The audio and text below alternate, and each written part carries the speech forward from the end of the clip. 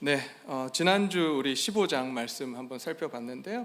우리 15장 말씀을 우리가 이제 보면서 15장에 예수님께서 바리새인들과 제자들에게 14장에서 가르치신 그 말씀대로 이제 소외된 자들과 함께 식사를 나누시며 그들에게 말씀을 증거하시는 장면을 우리는 보게 됩니다. 그것이 이제 15장의 1절, 2절 말씀이에요.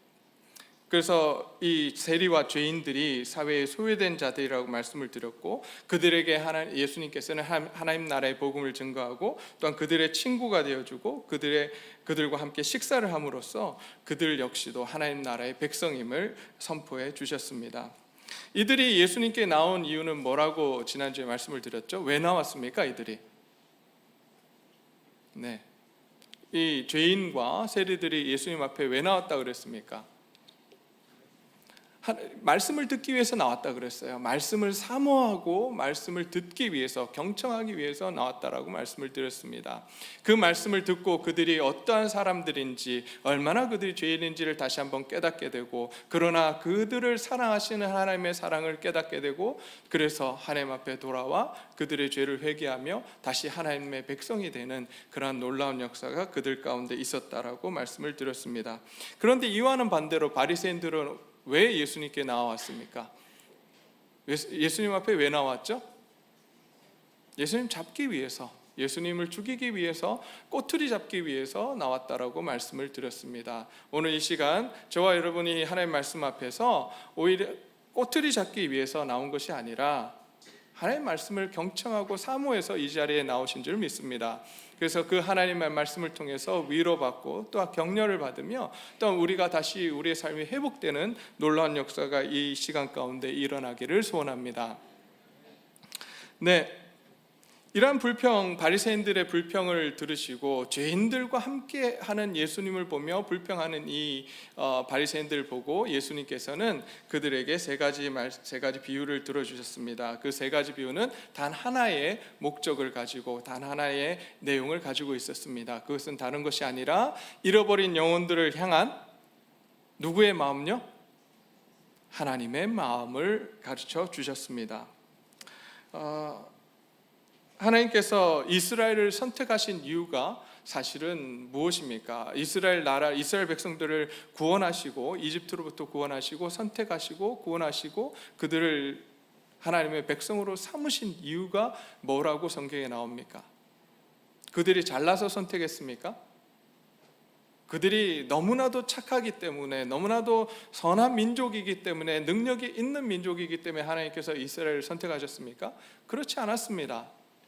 가장 작은 민족이었습니다. 그럼에도 그들을 선택하셨습니다. 왜요? 그들을 통해서 뭐 하시려고요? 열방이 어떻게 되게?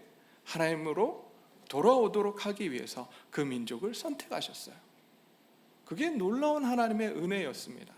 그런데 그들이 선민사상에 빠져서 하나님께서 자신들이 옳고 자신들이 너무나도 뛰어나기에 자신들을 선택했다고 믿고 자신들의 의만을 강조하는 그러한 오류에 빠졌습니다. 그래서 그 하나님의 마음을 잃어버린 채 자기들만 천국 간다라고 생각했던 사람들, 그들이 바로 바리새인이었습니다. 그들을 향해서 예수님께서 그렇지 않다라고 말씀하시며 진짜 하나님의 마음을 가르쳐 주십니다. 그래서 잃어버린 영혼들을 향해 하나님의 은혜를 전하는 자들이 되라고 말씀을 하십니다. 지난 한 주간 우리는 어떠한 삶을 사셨습니까? 한 주간 일주일을 사시면서 어떠한 삶을 살려고 애를 쓰셨습니까? 하나님의 마음이 우리 가운데 심어지고 그 하나님의 마음, 바로 잃어버린 영혼들을 찾기 위해서 애쓰는 일주일이 되셨기를 간절히 소원합니다. 그것이 내 가정 안에 가족이 될 수도 있고 내 이웃이 될 수도 있고 내 친척이 될 수도 있습니다.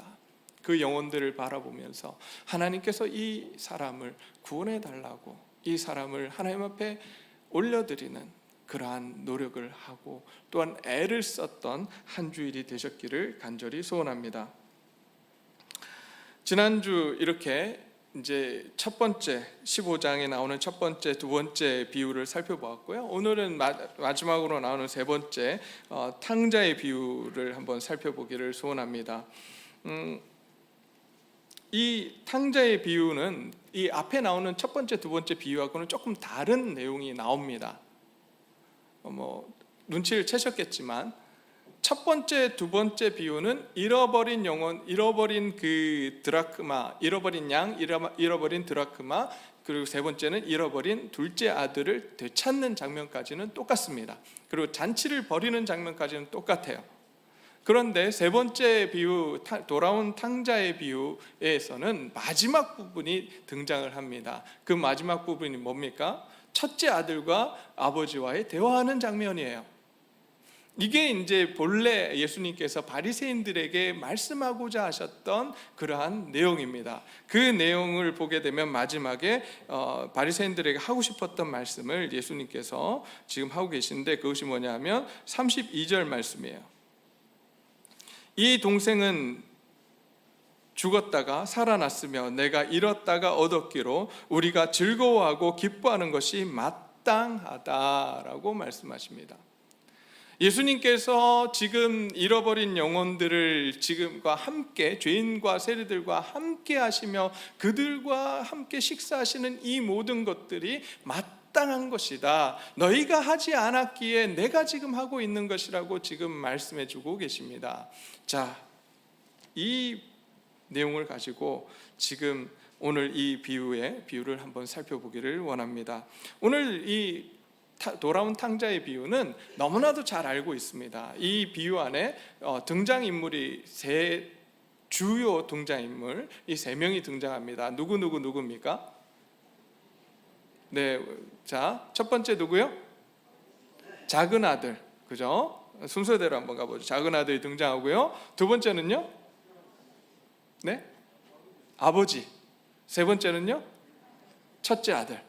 이렇게 세 명이 등장을 합니다.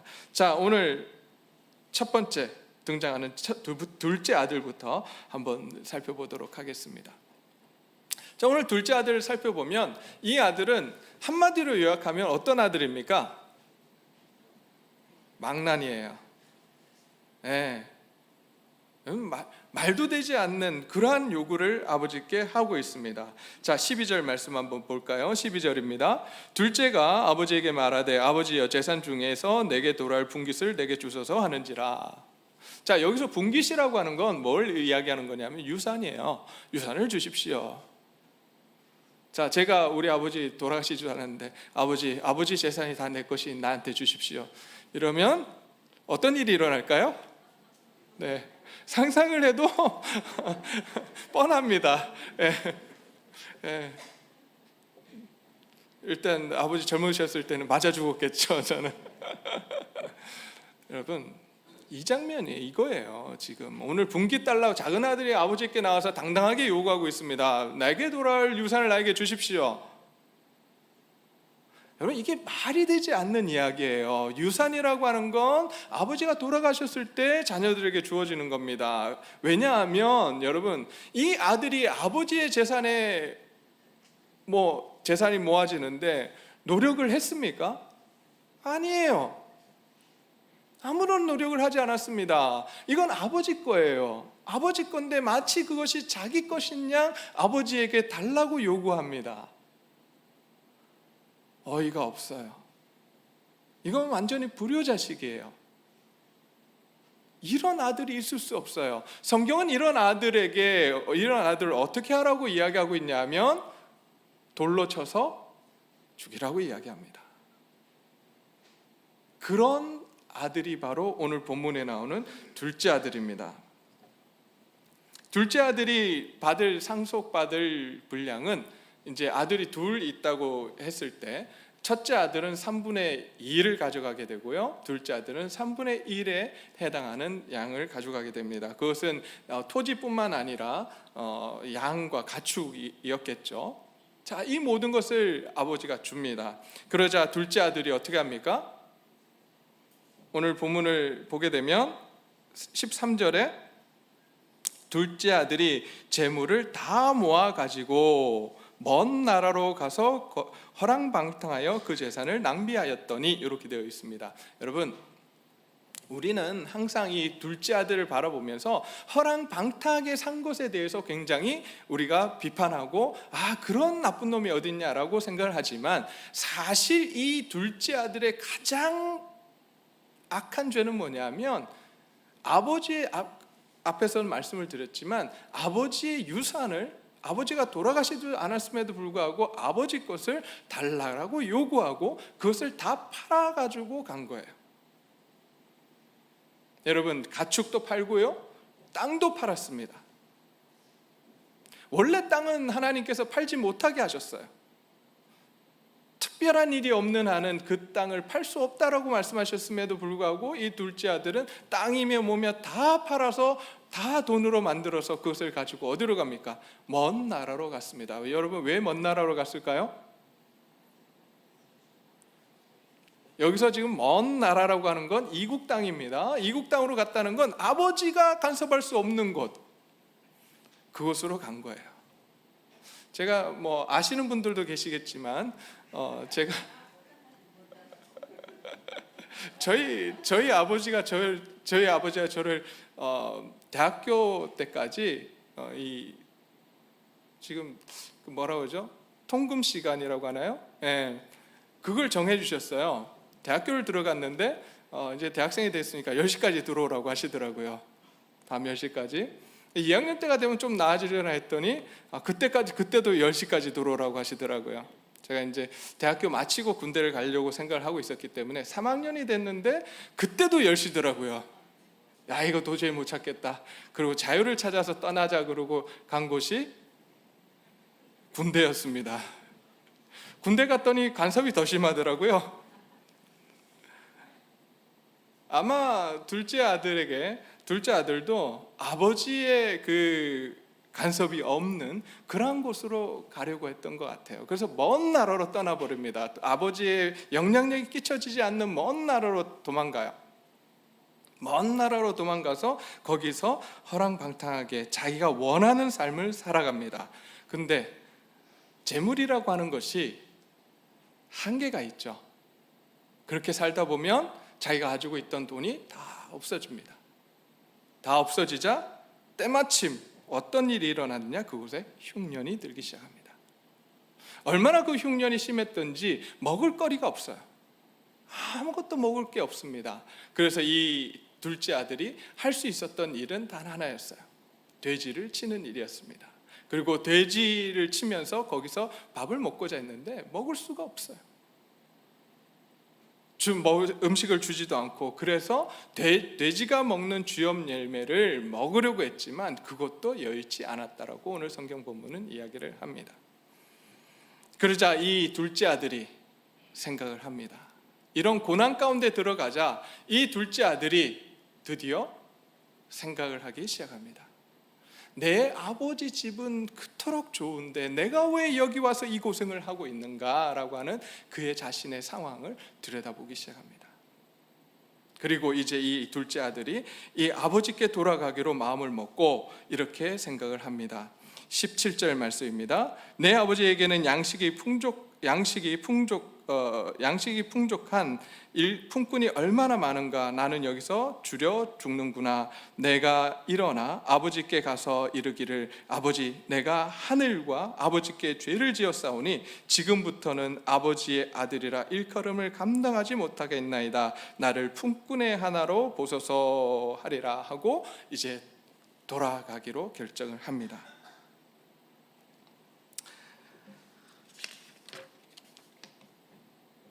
앞에서 말씀을 드렸지만 이 둘째 아들은 죄인과 세리를 의미합니다. 또 이방인을 의미하기도 합니다. 이 둘째 아들은 앞에서도 말씀을 드렸지만 참 많은 죄를 지었습니다. 그 중에서도 가장 큰 죄는 뭐냐면 아버지의 것을 자기 것인 양 마음대로 부린 그러한 죄입니다. 그런 죄를 지었던 이 둘째 아들, 용서받을 수 없는 자였습니다. 돌에 맞아 죽어야 하는 그러한 아들이었습니다.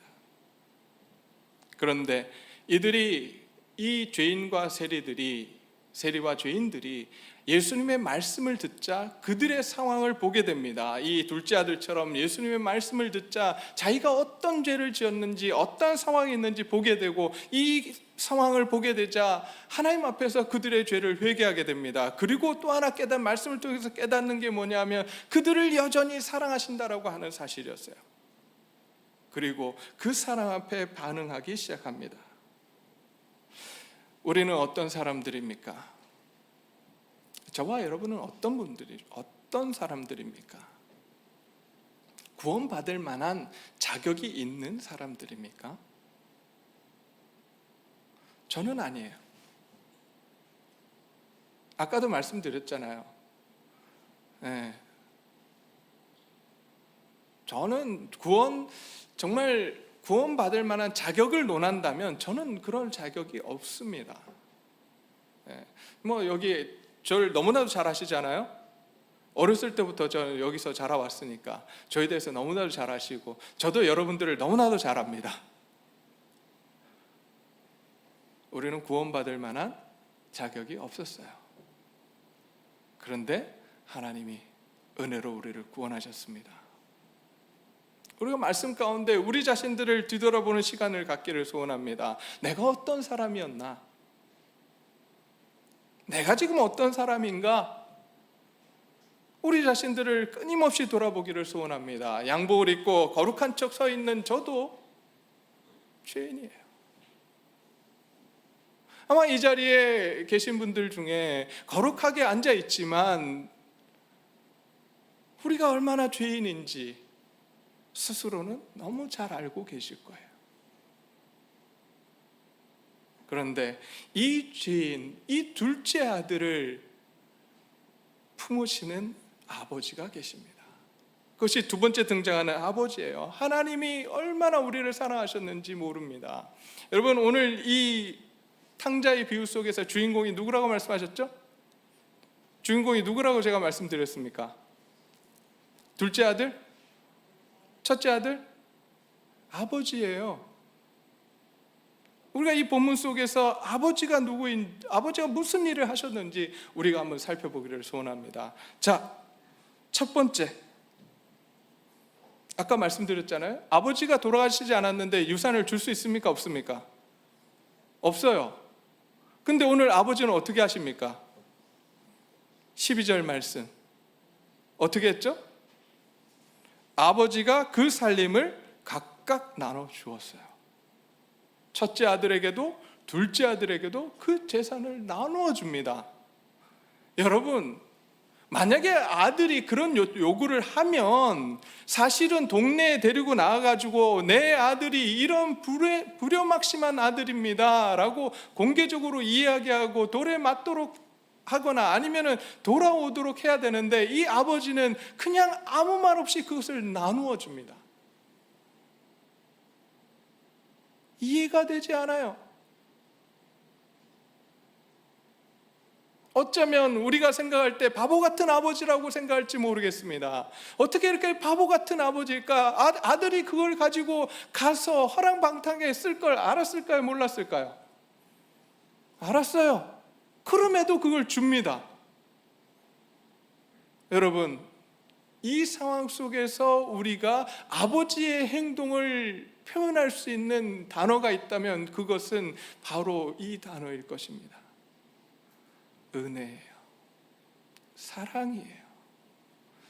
사랑과 은혜가 아니라면 이 아버지의 모습을, 이 아버지의 행동을 설명할 길이 없어요. 아들이 재산을 다 탕제할 걸 알면서도 줍니다. 그게 아버지의 사랑이었어요. 그리고 아들이 떠나갑니다. 아버지가 기다렸을까요? 안 기다렸을까요? 여러분 같으면 기다리시겠습니까? 안 기다리시겠습니까? 아들이 집 나갔어요. 기다리실 거예요? 안 기다리실 거예요? 네? 안 기다린다고요? 찾아 나서겠죠. 그죠? 근데 이 아버지 기다리십니다. 어떻게 기다리는지 안 기다리는지 성경에 나옵니까? 안 나옵니까? 나와요? 어디 나와요? 기다렸다는 말이. 이제 문자적으로 해석하면 없어요. 근데 우리가 여기서 그러니까 아버지의 행동을 통해서 살펴보면 아버지가 기다렸다라고 하는 사실을 분명하게 알 수가 있습니다. 몇 절이냐면 20절입니다. 20절. 이에 일어나 아버지께로 돌아가니라. 아직도 거리가 먼데 아버지가 그를 보고라고 되어 있습니다. 누가 먼저 발견했어요? 아버지가 먼저 발견해요. 여러분, 때마침 아버지가 나왔더니 아들을 보게 되었다, 이 말일까요? 아니에요. 아들이 떠나간 이후로 아버지는 매일같이 어디에 계셨던 거예요? 마을 어귀에. 아들이 돌아오는지 안 돌아오는지 계속해서 지켜보고 있었던 사람이 누구냐? 바로 아버지였던 거예요. 매일 아침같이 아침에 나가서 기다리셨던 거예요. 이제나 오려나 저제나 오려나 기다리시는 하나님. 우리에게도 마찬가지죠. 우리가 그토록 하나님 앞에 돌아오기를 원했던 하나님, 지금도 잃어버린 영혼들이 하나님 앞에 돌아오기를 간절히 기다리시는 아버지 하나님, 그 하나님이 오늘 이 본문 속에서 아버지의 모습으로 등장하고 있습니다. 근데요, 그 다음이 더 멋집니다. 아니, 그 다음 모습을 보면서 가슴이 울컥해요. 여러분, 그 다음에 뭐라고 나오냐면 아버지가 그를 보고 측은히 여겨 달려가 목을 안고 입을 맞췄다라고 되어 있습니다. 아버지의 사랑이 품을 안고 목을 안고 입을 맞추는 그 모습으로 우리가 표현할 수 있지만 이 사실은 그것을 뛰어넘어요. 여러분, 이 아들이 어떤 아들이었어요? 자기 아버지를 무시하고 자기 아버지의 재산을, 아버지가 죽지 않았음에도 상속을 받아서 다 팔아가지고 타국에 가서 허랑방탕하게 살았던 아들이에요. 이 아들이 마을에 들어오면 어떻게 될까요? 생각 안 해보셨죠? 여러분, 이 아들이 마을에 들어오면 어떻게 될 것 같으세요? 네? 이 아들이 마을 어귀에 들어옵니다. 마을 입구에 들어왔어요. 사람들이 그 아들을 보기 시작합니다. 저 아들이 어떤 아들인지 알아요. 그를 향해서 마을 사람들이 어떻게 했겠습니까? 돌을 던져요. 그는 그 앞에 마을에 들어갈 수도 없었습니다. 잘못하면 돌에 맞아 죽습니다. 저런 불효와 막심한 자식이 뭐 어디서 돌아오고 있냐고, 어떻게 이 마을에 들어오냐고 하며 사람들이 돌을 던졌을 거예요. 아버지가 이 사실을 알았을까요? 몰랐을까요? 알고 있었습니다. 그러기에 아버지는 뛰어나갑니다. 그리고 아들을 품에 안고 돌아오기 시작합니다. 동네 사람들이 그에게 돌을 던질 수 있습니까? 없습니까? 없어요. 아버지가 안고 들어오는데 어떻게 돌을 던집니까? 아버지는 그를 품에 안고 그에게 입을 맞추며 그의 죄를 용서해 주는 아버지로 지금 등장하고 계십니다. 사람들이 보는 데서 입을 맞추며 그의 목을 끌어안고 입을 맞추며 내가 이 자녀를 용서했다. 아무도 이에게 돌을 던지지 마라. 그것이 아버지의 사랑이에요. 오늘 저와 여러분들이 어떤 존재였습니까? 사망에 매여서 살아가는 인생, 죽어였던 인생.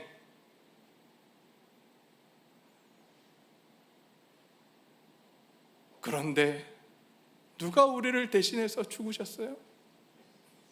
예수님께서 우리를 대신해서 십자가에 죽으심으로써 그 어떤 세력도, 사단이 우리를 더 이상 감당할 수 없도록 만들어 주셨습니다. 그게 아버지의 사랑이에요.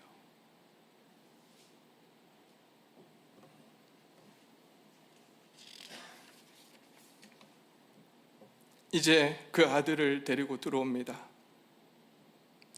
데리고 들어와서 이제 아버지가 이 종들에게 이야기합니다. 그런데 그 사이에 아들이 한 이야기를 하려고 해요. 아들이 이렇게 이야기합니다. 21절입니다. 이렇게 이야기합니다. 아버지, 내가 하늘과 아버지께 죄를 지었사오니 지금부터는 아버지의 아들이라 일컬음을 감당하지 못하겠나이다 하나.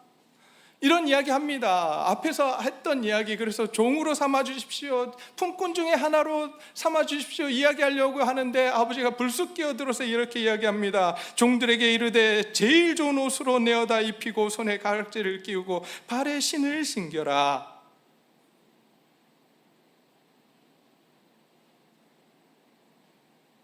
아들의 이야기에 귀 기울이지 않아요. 그래, 네가 그래, 괜찮아.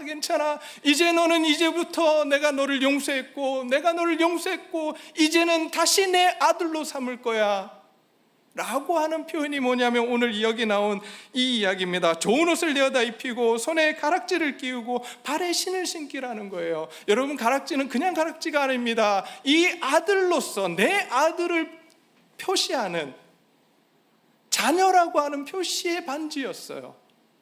그 반지를 다시 끼우라고 말합니다. 그리고 그 당시에 종들인 주인들만 신을 신고 다녔어요. 발에 신을 신고 다녔어요. 종이나 노예는 신을 신을 수 없었습니다. 이제 그러한 너의 삶에서 이제 신을 신겨서 나의 아들로서 이제 하나님의 백성으로서 자녀로서의 삶을 살아가라고 지금 다시 그의 신분을 회복시켜 주시는 아버지의 모습이 여기 있는 것입니다. 저와 여러분들이 누구의 종이었습니까? 죄의 종이었고 사단의 종이지 않았습니까? 이제 죄성을 가진 사람들로 살아가는 우리를 하나님 예수 그리스도께서 십자가에 죽으심으로 그리고 부활하심으로써 예수 그리스도를 믿는 자들에게는 하나님의 자녀가 되는 권세를 주셨습니다. 사망의 자녀였어요. 사단의 자녀들이었습니다. 그러나 이제 예수 그리스도께서 우리를 하나님의 자녀로 만드셨습니다. 이 놀라운 은혜를 우리에게 부어주셨습니다. 그리고 여기서 그치지 않습니다. 여기서 그치지 않고 하나님께서는 우리를 자녀 삼아주시고 신분을 회복시키실 이후에 잔치를 벌여주십니다. 이건 마을 잔치예요. 모든 마을 사람들에게 잔치를 벌여서 이야기합니다. 이제부터 이 아들은 죽었다가 살아 돌아온 내 아들이다. 하나님께서 오늘 이 자리에 있는 저와 여러분들 그리고 우리에게 말씀해 주십니다. 너는 내가 사랑하는 아들이다.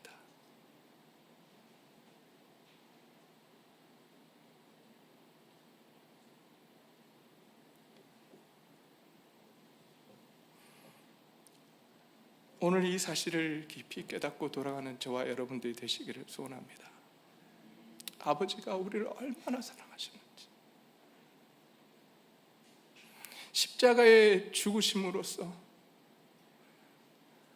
단 하나밖에 없는 하나님의 아들, 독생자 예수 그리스도를 이 땅에 보내주시고 예수님을 통해서 하나님의 나라가 어떠한 나라인지를 보여주시며 그것으로도 부족해서 예수님께서는 가진 고통과 고난을 다 당하시고 십자가에서 우리를 위해 돌아가셨습니다.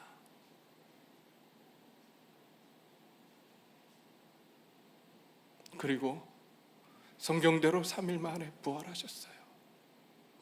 그리고 우리의 참 소망이 되시며 우리의 구세주가 되셨습니다.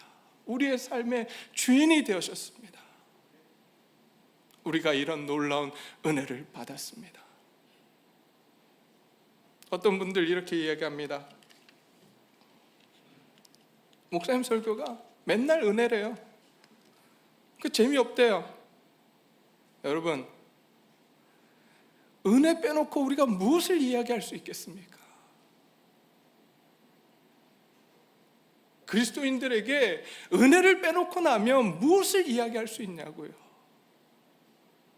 저와 여러분들이 정말 은혜를 아십니까?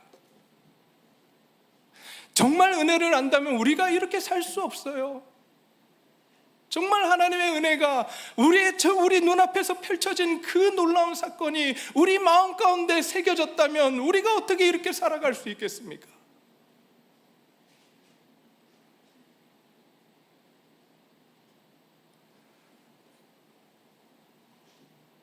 하나님의 은혜와 사랑이 우리 가운데 깊이 물밀듯 밀려들기를 소원합니다. 그 사랑에, 그 은혜에 매어 살아가는 저와 여러분들이 되시기를 소원합니다.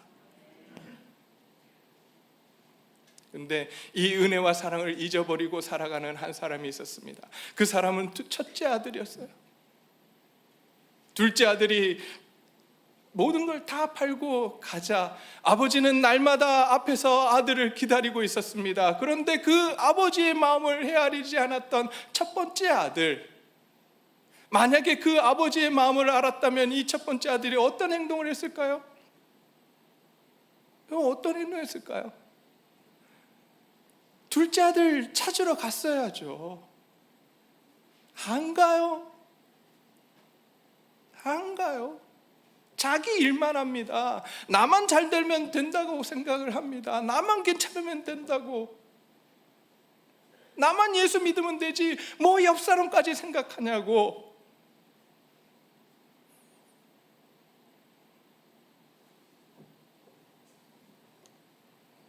작은 아들이 돌아와서 잔치를 베푸는 그 아버지 앞에 화를 내면서 따져듭니다. 이것이 바로 바리새인들의 모습이었습니다. 저와 여러분들이 이런 바리새인의 모습이 되지 않기를 소원합니다. 아버지의 마음이 우리의 마음이 되기를 소원합니다. 그래서 아버지께서 지금도 잃어버린 영혼들을 향해서 기다리고 계시는 그 마음을 우리가 깨닫기를 소원합니다. 그래서 그들을 위해서 기도하며 그들을 위해서 내가 무엇을 해야 되는지 찾아가는 저와 여러분들이 되시기를 간절히 소원합니다. 이 시간 비디오 클립 하나를 보려고 합니다. 여러분, 제가 좋아하는 영화 중에 하나가 라이언 일병구학인데요. 이 장면이 사실은 굉장히 잔인해서 앞부분은 볼 수가 없습니다. 사실 함께 볼 수가 없는데 이 영화 속에서 제가 정말 은혜가 무엇인지 깨닫게 돼요. 은혜 받은 자는 어떻게 살아야 되는지 다시 한번 깨닫게 됩니다. 잠시 보고 이어가도록 하겠습니다. What, sir?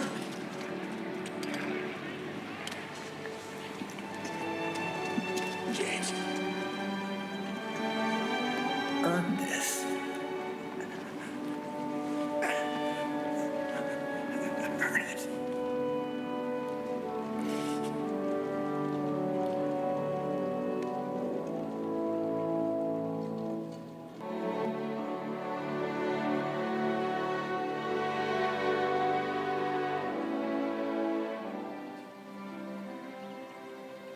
Every day, I think of what you said to me that day on the bridge. I've tried to live my life the best I could.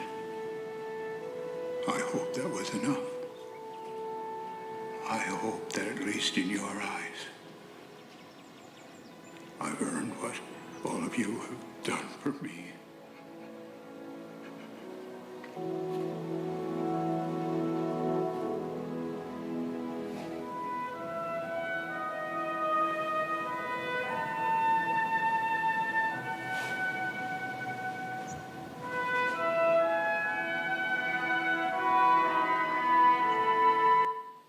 네, 이 장면은 라이언 일병구학의 마지막 장면입니다.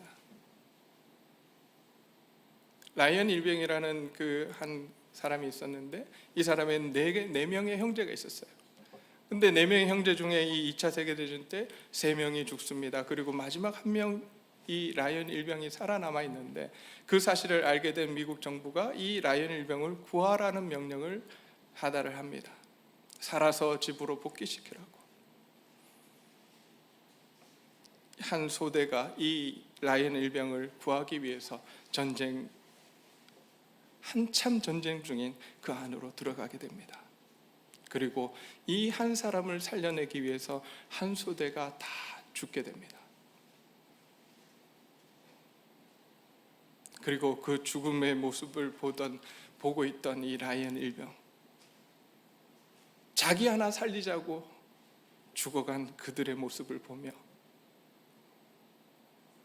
평생 그 대위가 이야기했던 그 말을 지켜서 살아가려고 애를 썼다라고 고백을 합니다.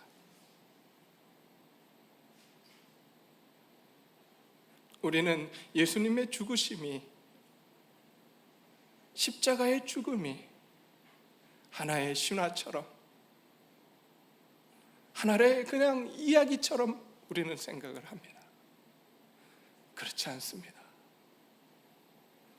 예수님이 실제로 죽으셨습니다. 십자가에서 죽으셨어요. 저와 여러분을 위해서 죽으셨어요. 저와 여러분들을 구원하시려고 죽으셨어요. 이 사실이 우리 가운데 깊이 새겨지기를 소원합니다. 나 같은 죄인 살리시려고 죽으셨다는 사실이 우리 가운데 깊이 새겨지기를 소원합니다. 그래서 그 사실, 그 은혜를 잊지 않기를 소원합니다. 그 은혜 가운데 예수님께서 우리에게 당부하셨던 그 말씀, 가서 제자 삼으라고 하셨던 그 말씀을 우리가 지켜 살려고 노력하는 저와 여러분들이 되시기를 소원합니다. 우리가 이제 하나님 앞에 기도하기를 소원합니다. 하나님, 은혜에 매여 살아가는 인생 되게 해주십시오. 다른 것 아니라 하나님의 은혜에 매여 살아가는 인생 되게 해주십시오. 그 은혜가 그냥 허공을 떠도는 우리 머릿속에 남아있는 것이 아니라 우리 가슴 속에 묻혀지게 하시고, 그래서 우리의 삶이 하나님의 은혜 가운데 매여서 하나님의 말씀에 순종하는 삶 되게 해주십시오. 우리 이렇게 하나님 앞에 고백할 수 있었으면 좋겠습니다. 함께 기도하시겠습니다. 아버지 하나님, 감사합니다.